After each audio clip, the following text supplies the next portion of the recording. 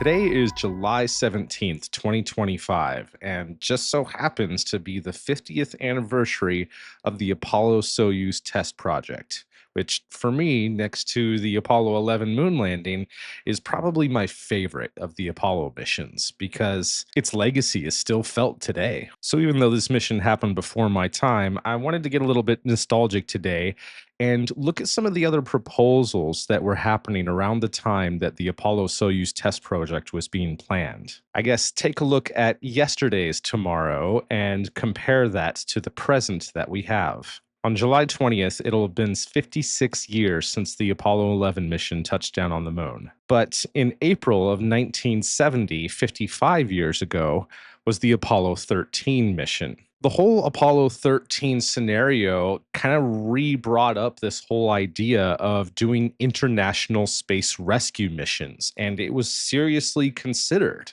This was when Nixon was president, and he had some interesting policies when it came to the Soviet Union and trying to extend olive branches to them. NASA administrator at the time, Thomas Paine, the real Thomas Paine, not Thomas Paine from the Apple TV show For All Mankind, but the real Thomas Paine, reached out to the Soviet Union first. And basically, both sides thought it was a good idea to have some sort of international rescue missions plan just in case.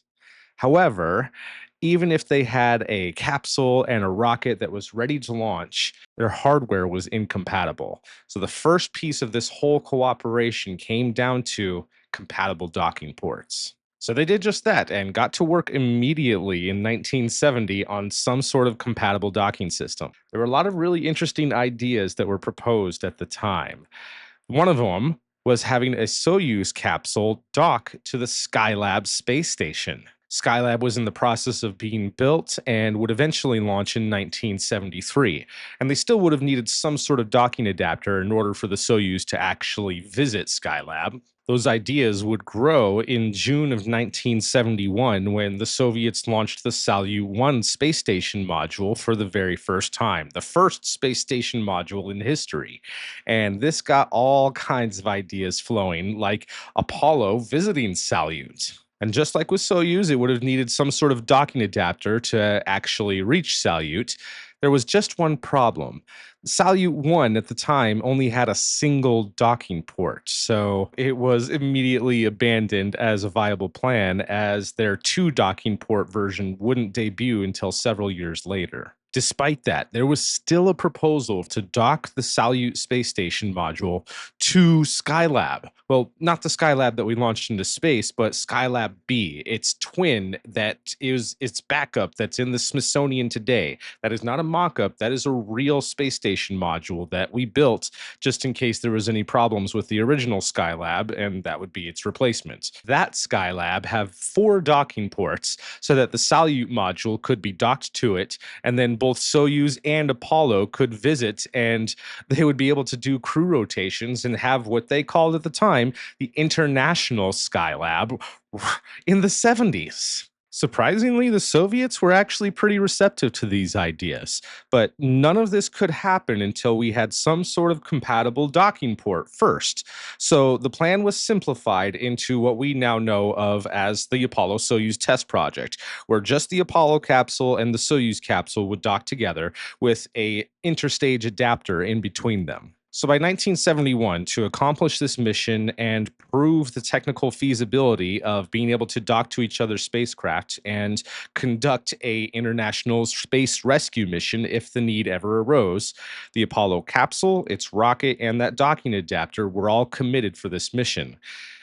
However, by the end of 1971, there was some political problems. Nixon decided that he wanted to cancel the rest of the Apollo program and was convinced not to cancel the last 2 of the moon missions, Apollo 16 and Apollo 17. But the decision was made to not produce any more Apollo capsules. The Saturn V rocket had already ceased its production in 1968, and the Saturn 1B rocket had already stopped its production as well. So decisions had to be made onto what to use the remaining Apollo capsules and Saturn 1B rockets for.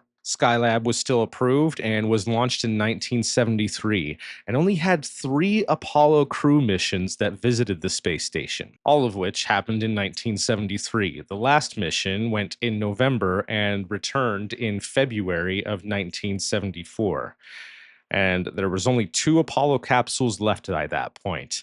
The Apollo capsule for the Apollo Soyuz Test Project, and a spare Apollo capsule that would be used for a Skylab rescue mission just in case they needed to, get the 3 crew members home. So, despite there being no more new Apollo capsules being made, no more ambitious plans with the Skylab program, and no way to actually do an international rescue mission until shuttle came online, Apollo Soyuz Test Project still went ahead and occurred in 1975. But what the mission turned into was this phenomenal thing. It became this cultural mission, this beautiful moment between nations in the middle of the Cold War.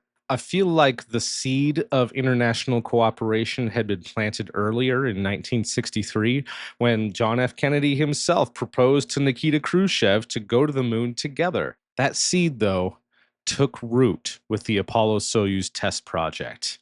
And it reignited this whole idea of what we could do together in spaceflight. Not long after the Apollo Soyuz Test Project was completed, they were already looking at plans to eventually have a shuttle mission visit one of the Salyut space stations. Although there was delays with shuttle and that mission never happened, it did eventually lead to the Shuttle Mir program, which in itself eventually led to the International Space Station program. And even before the ISS and Shuttle Mir, there was the Intercosmos program. It had gotten started a few years earlier than all this, but after Apollo Soyuz, it was taken a bit more seriously, and a whole bunch of nations were able to participate in spaceflight that otherwise didn't have the capability to. So, this mission gave us a small glimpse of a yesterday's tomorrow where we could have started some sort of international space station program almost 50 years ago. Nothing ever goes according to plan. But what we did achieve is still incredible, and the International Space Station's the modern wonder of the world. And at least for me, I think it's all because of this Apollo Soyuz test project. And that's why it's my favorite of the Apollo missions after the moon landing itself, of course. It definitely feels like right now we're in that weird phase of nothing ever goes according to plan.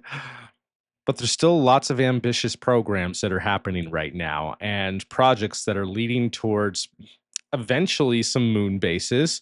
It might be Chinese, but there are some crazy plans out there. Sadly, Russia's space ambitions are very modest today, but between SpaceX's ambitions to go to Mars and everyone else's ambitions to go to the moon, there's a lot of opportunities for beautiful collaborations. Whether the United States or the Chinese lead the effort to go to the moon again, there's going to be other people that will want to go along with them.